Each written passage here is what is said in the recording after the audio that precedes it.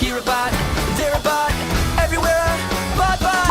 Hey everyone, Road Breach here, and today we're taking a look at the trailer for the Transformers Botbots cartoon. Transformers Botbots is a toy line sort of like Muscles, Mighty Beans, the Trash Pack, and Squinkies to name a few. These toys are made for the purpose of collecting. These toys are made in large quantities and have varying rarities. If I was a cynical man, I'd accuse these toys of being soulless cash grabs, but I'm not going to do that, because I actually like these toys if they have themes that appeal to me. In fact, here's a couple of the toys with those gimmicks that I have. By the way, I won these Five Nights at Freddy's pint-sized figures from a YouTuber giveaway. And yes, I do feel proud that I have Golden Freddy in my collection. And, of course, I do have some Botbots as part of my collection. Since Transformers started as a franchise that was all about selling toys, it was pretty much a matter of time before these guys got their own cartoon as well. I was worried I wasn't going to have a lot to talk about, but luckily, this trailer has quite a bit of content to go through and analyze. So, let's begin. Let's start off by talking about the animation. One thing I noticed when rewatching this trailer was that the backgrounds are pre-rendered CGI.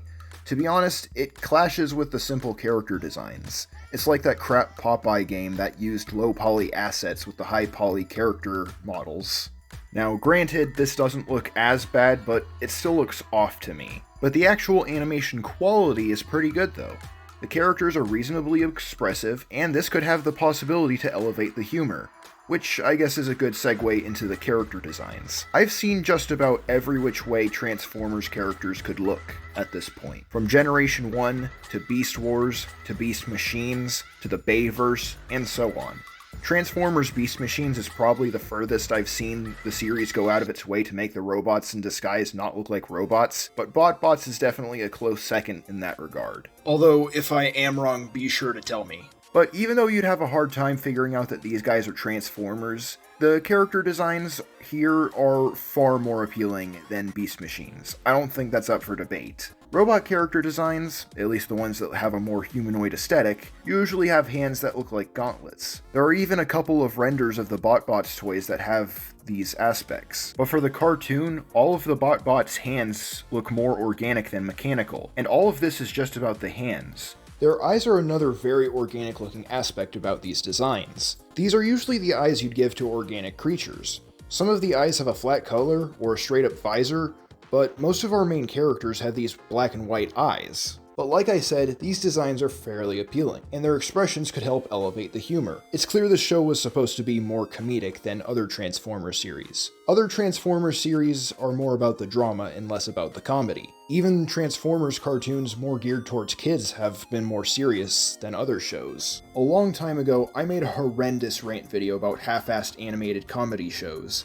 I deleted that video a while ago, and I don't know if I have the original video file on any of my old computers, or if you guys have it either. I very indirectly mentioned Bunsen is a beast in that video. I believe I called it Henry and the Monster when I brought it up. There's a joke when Bunsen's friend Mikey talks in an Australian accent, and then Bunsen says, "We're not really French." I see where the comedy is supposed to be. Bunsen is stupid and doesn't actually know what accent goes with what nationality, but the joke just put me in a bad mood. The main point of this massive tangent is to explain that I do have a sense of humor. I just don't find this type of thing funny.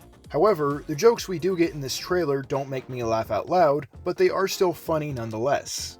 And finally, let's talk about the plot. I probably should have started here, but shut up. You came to my channel, we do things my way. One day, an Energon cloud hit a shopping mall, and the objects inside it became the Botbots. Now, our heroes have to reunite with their squads all around the mall while making sure they don't get found by humans. But there's one human that gets suspicious about the strange occurrences, and wants to catch them. Pretty simple plot, but I'm certain there's more the show will give us when we watch it for ourselves. I originally didn't know what the plot of Zootopia was when I originally saw the trailer, but when I saw the movie, I totally understood what the movie was about. So it's not like Transformers Botbots couldn't get more complex as the show goes on. But let's look at what we have already. Transformers and other series canon are brought to life in a couple of different ways. In the original cartoon, they were built by an alien race called the Quintessons, and later in the series, the Autobots used a computer called Vector Sigma to give life to the Aerial Bots.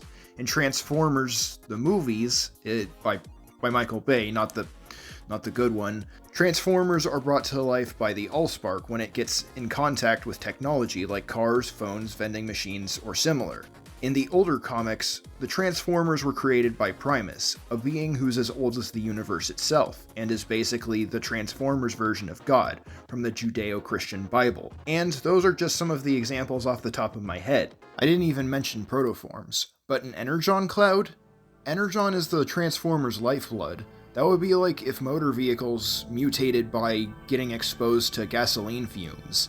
If Energon got spilled on a car or something, the car would still be a car. It wouldn't turn into a Cybertronian.